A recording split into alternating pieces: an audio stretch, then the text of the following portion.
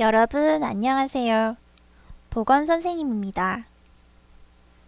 이번 시간에는 약물 오남용 및 흡연 음주 예방 단원에서 약물 오남용을 예방할 수 있어요를 주제로 학습하겠습니다.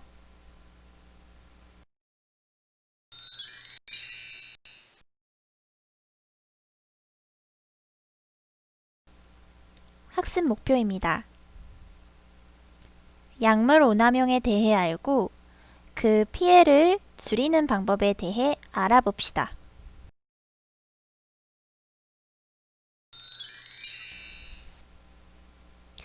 약물을 잘못 사용한 경험이 있나요? 다음 사례를 볼게요. 초롱이는 시험 준비를 위해 늦은 시간까지 공부를 하고 있었습니다. 밤 12시 무렵에 졸려서 견딜 수 없었습니다. 그래서 커피를 한 잔 마셨습니다.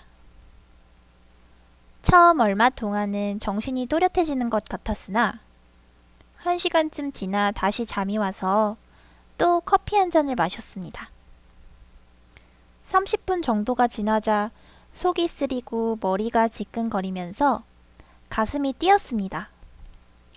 초롱이는 공부를 그만두고 잠을 자려고 누웠어요. 그러나 잠을 자지 못하고 밤새 뒤척였습니다.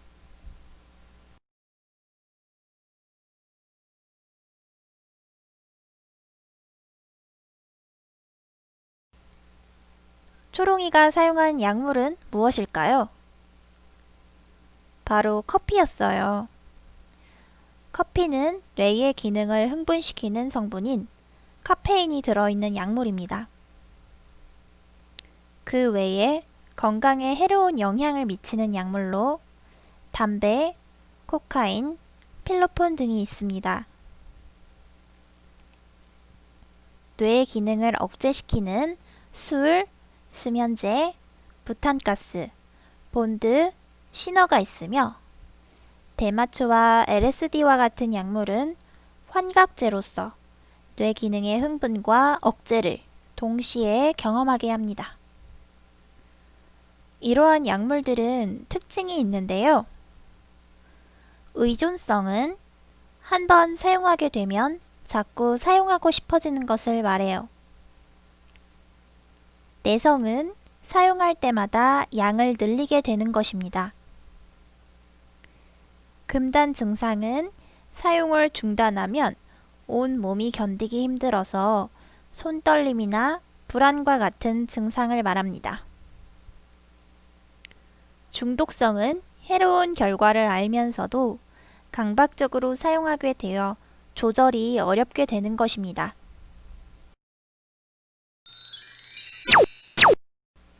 약물을 잘못 사용하는 경우는 약물 오용과 약물 남용이 있습니다. 약물 오용이란 의학적인 목적으로 사용하지만 처방받은 약물의 사용법을 잘못 이해하거나 처방되지 않은 약물을 마음대로 사용하는 것을 말합니다. 약물 남용이란 약물을 치료적인 목적으로 사용하지 않고 몸과 마음, 그리고 기분의 변화를 위해서 과다하게 또는 부적절하게 사용하는 것을 말합니다.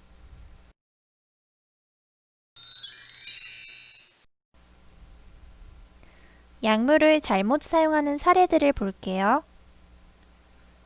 지난번 배탈이 났을 때 먹었던 약을 다시 먹으려고 약을 찾고 있어요. 이 상황에서 약물 오용의 문제가 생길 수 있어요. 예전에 의사 선생님께 처방받아서 먹었던 약을 다 먹지 않고 그 약을 남겨둔 채 다시 먹는 거예요. 또는 주의를 게을리하여 다른 약을 먹게 될 수도 있어요.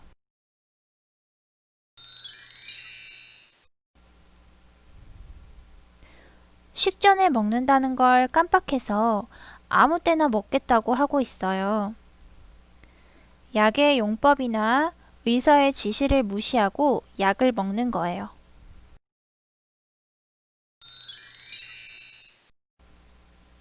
머리가 아프니까 두통약 2알 먹고 콧물이 나니까 콧물약을 먹으려고 하고 있어요. 자신의 병에 맞는 약을 스스로 결정하여 치료하는 경우입니다. 이 또한 약을 마음대로 먹고 약의 용법이나 의사의 지시를 무시하는 경우로 문제가 생길 수 있습니다. 약물의 사용 방법과 지시사항을 지켜야 해요.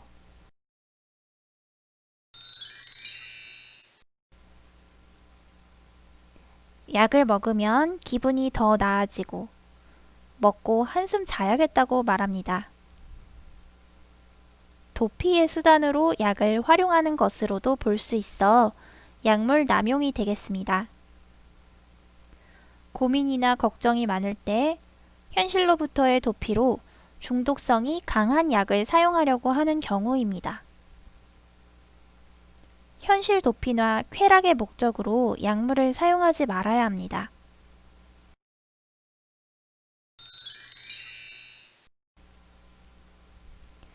감기는 약을 꼭 먹어야지 낫는다는 잘못된 믿음을 갖고 있는 경우도 문제가 됩니다.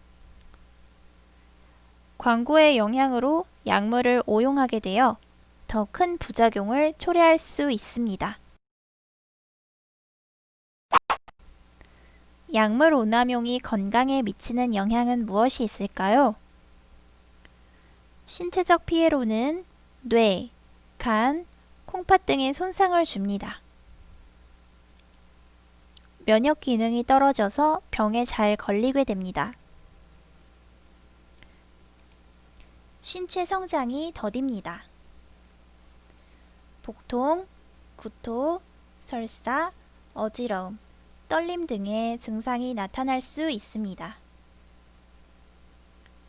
피부의 탄력을 잃어 노화가 빠릅니다.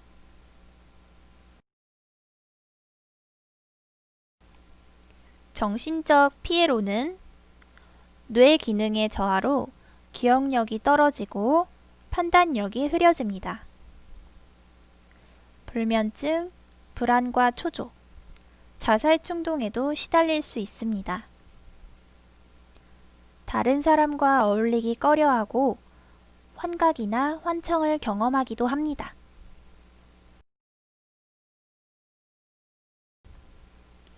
사회적 피해로는 건강에 나쁜 행동을 하는 모임에 휩쓸릴 수 있습니다. 각종 범죄에도 노출되기 쉬워집니다. 여러 가지 약물을 복합적으로 사용하는 일이 많아지고 약물로 인한 교통사고를 유발하기 쉽습니다. 화목한 가정을 유지하기 어려울 수 있겠죠.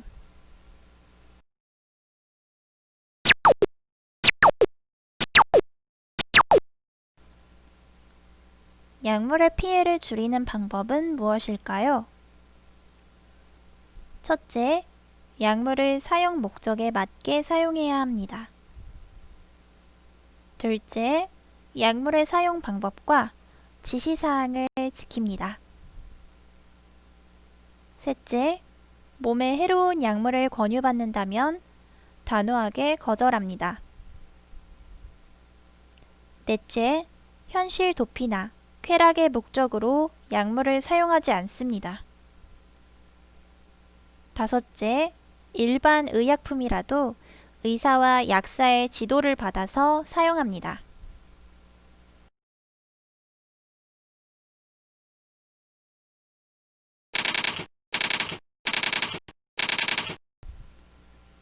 배운 내용을 적용해 보겠습니다.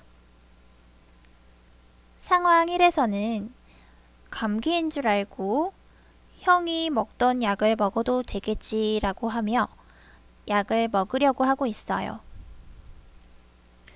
잘못 사용하는 이유는 무엇일까요? 약은 환자의 증상에 따라서 체중과 체질을 고려하여 처방된 것이므로 형과 비슷한 증상을 경험한 경우라고 하더라도 체중이 다르고 개인마다 체질이 다르기 때문에 임의대로 형의 약을 먹는 것은 잘못입니다. 피해를 줄이기 위해서는 잘못된 자가치료라는 점을 알아야 합니다. 현재 증상에 대해 의사의 진단을 받고 처방을 받아서 약을 사용하도록 합시다.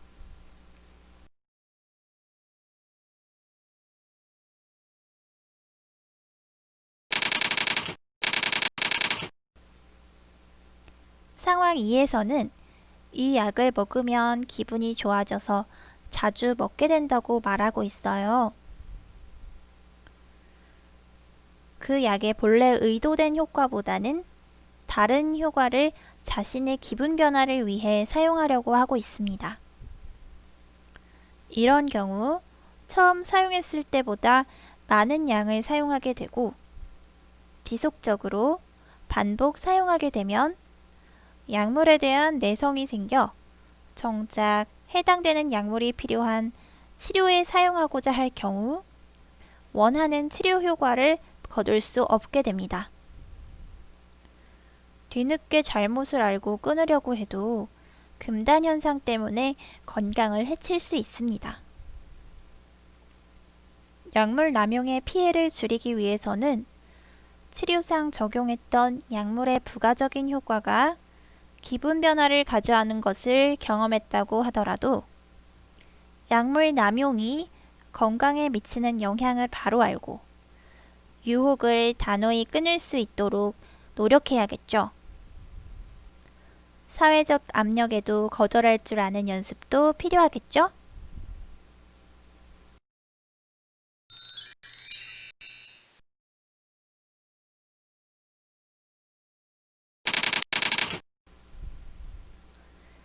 네, 이렇게 오늘은 약물 오남용에 대하여 알고 그 피해를 줄이는 법을 배웠습니다.